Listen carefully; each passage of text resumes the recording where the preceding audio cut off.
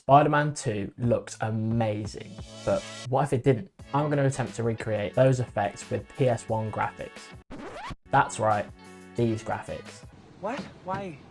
In order to recreate this iconic shot from the trailer, we're going to need a few things, such as this Spider-Man rig and these textures, both of which you can download in the link below.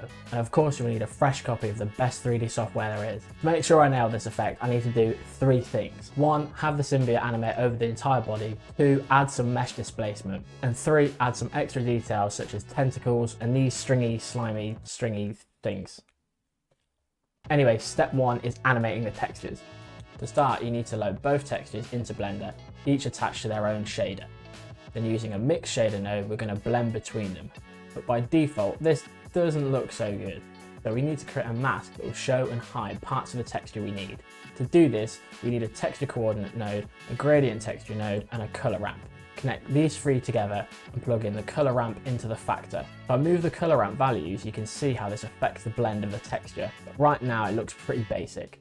So to add some variation to it, we need to add a mapping node before the gradient texture, as well as a mix color node. In the second slot of the mix color node, you need to add a noise texture. Lastly, we need a way of animating this texture, so create an empty, and in the object box of the texture coordinate node, select that empty that we just made. You can scale, rotate, and translate this empty, all of which will affect the transition of the texture. With the texture done, we can move on to adding some slight mesh displacement, and to do this, I'm going to use geometry nodes. Start off, add a set position node and an object info node. In the input field, select the empty and plug the location into a vector math node, and in the top slot we want to plug the position. Set this node to subtract and duplicate it. With the duplicate node, set its operation to divide and plug in the output of the subtract node, as well as the object info scale output. Since we're only going to be using the z-axis for the displacement, we can separate it using a separate xyz and plug the z output into a float curve node. Here we can finally see what effect this is having on our mesh. Adjust the float curve as you wish, but feel free to copy this example.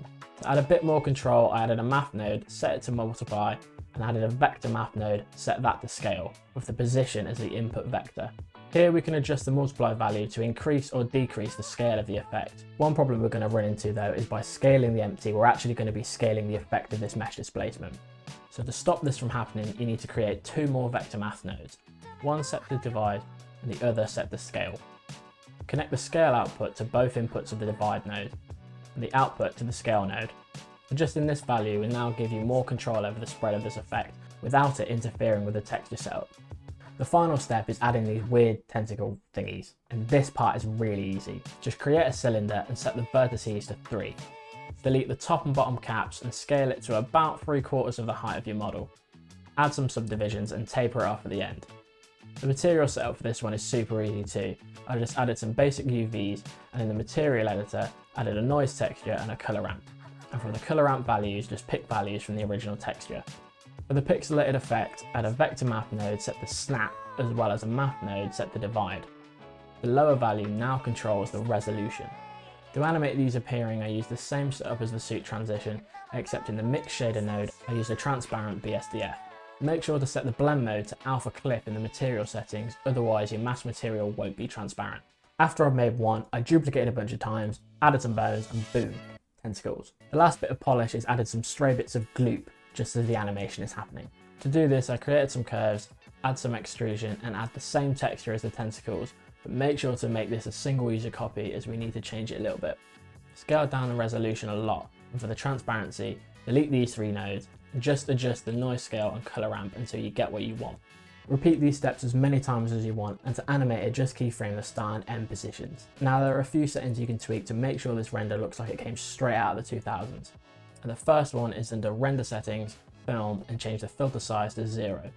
The next setting you have to change is under output properties, post-processing, and set the dither to 0. This will get rid of the anti-aliasing and give you really sharp pixelated edges. And once that's all done, here's the finished effect.